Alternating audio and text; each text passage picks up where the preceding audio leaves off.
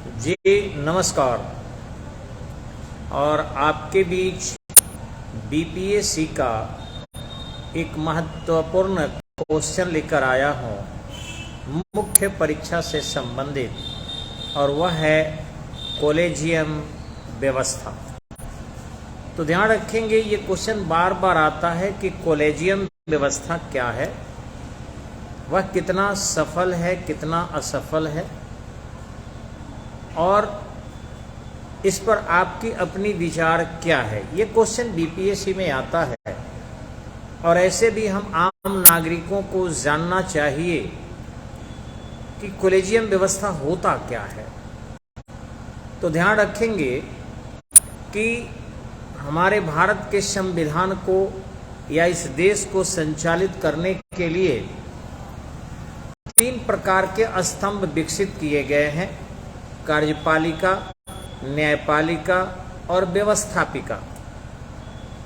न्यायपालिका में जजों की नियुक्ति ही कॉलेजियम व्यवस्था से की जाती है।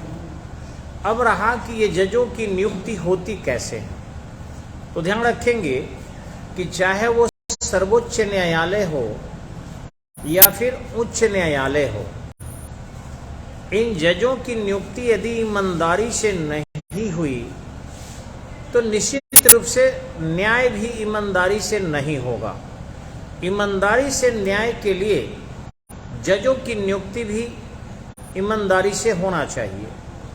ध्यान रखेंगे, विश्व का कोई भी ऐसा देश नहीं है जहां जजों की नियुक्ति सरकार नहीं करती हो, क्योंकि उत्तरदायित्व तो सरकार के ऊपर है।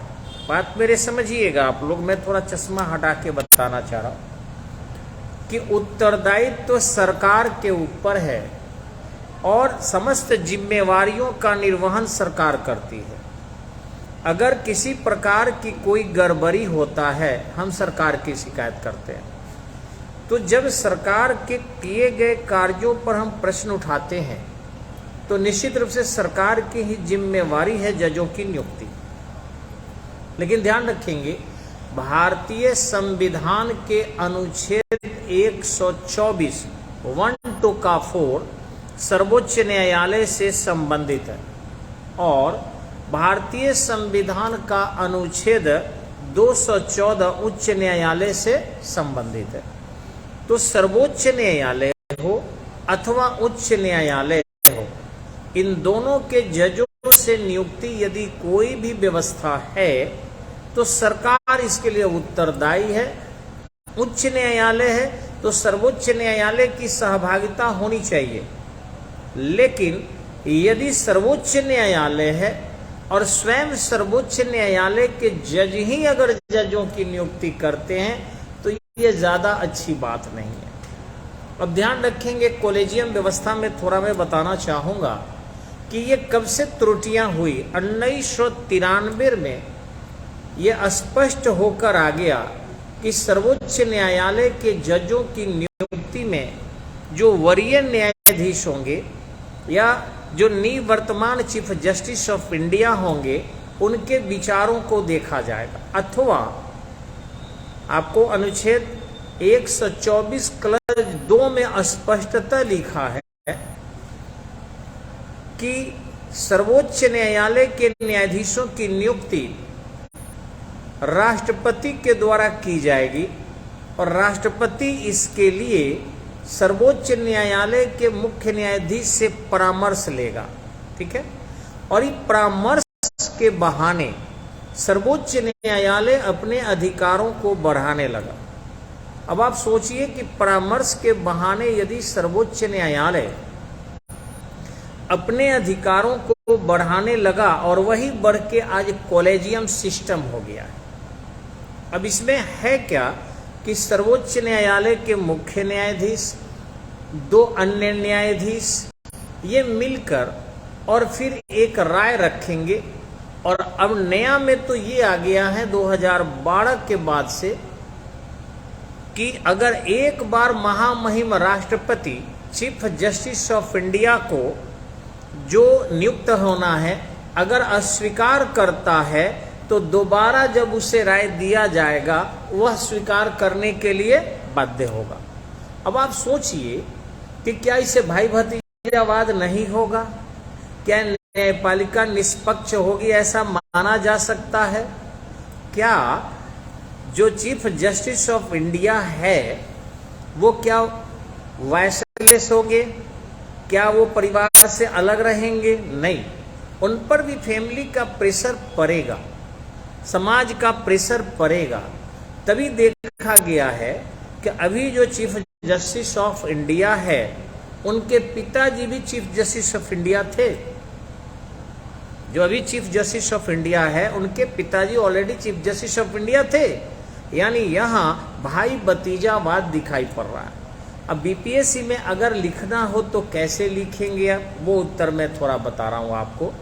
ये देखिए ऐसे करेंगे, कोलिजियम व्यवस्था एक ऐसी व्यवस्था है जिसमें सर्वोच्च न्यायालय एवं उच्च न्यायालय के न्यायाधीशों के नियुक्ति से संबंधित गैर संवैधानिक सिद्धांत का विकास किया गया है।